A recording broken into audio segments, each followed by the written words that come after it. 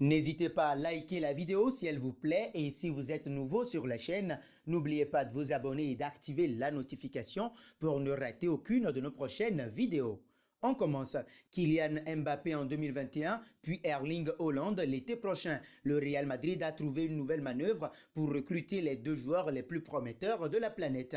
En tout cas, le quotidien AS assure que le club de la capitale n'a pas l'intention de choisir, bien au contraire. N'ayant pas dépensé lors du dernier mercato, le Real Madrid a mis de l'argent de côté pour frapper fort dans les mois à venir. Et la Casablanca aurait les idées très claires pour renforcer l'effectif de Zinedine Zidane. En effet, la priorité se nommerait Kylian Mbappé, tandis que les noms d'Erling Braut Haaland ou encore Eduardo Camavinga reviennent également avec insistance. Le club de la capitale pourrait donc s'offrir les cracks de demain afin de s'assurer un long règne. C'est tout sauf un secret, le Real Madrid lorgne sur Kylian Mbappé et Erling Haaland, deux des plus grandes cibles de la Maison Blanche.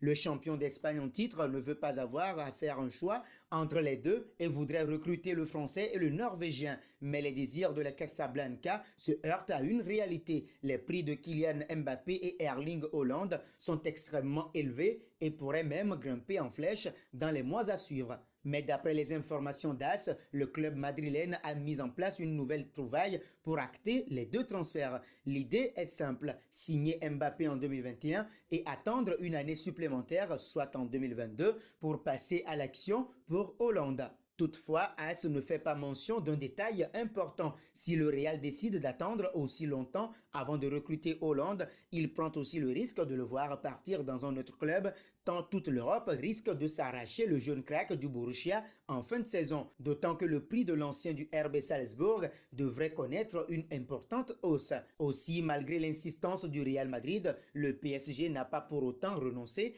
à l'idée de convaincre le natif de Bondy de prolonger l'aventure dans la capitale. Nous, on parle directement avec Kylian, c'est ça la vérité de la négo. La vérité, c'est que le PSG est dans un moment compliqué, mais ce sera l'équipe des 5 prochaines années. Je vois un futur et c'est à ça qu'on travaille, explique d'ailleurs le directeur sportif Leonardo. Autant dire que le plan du Real Madrid connaît des limites.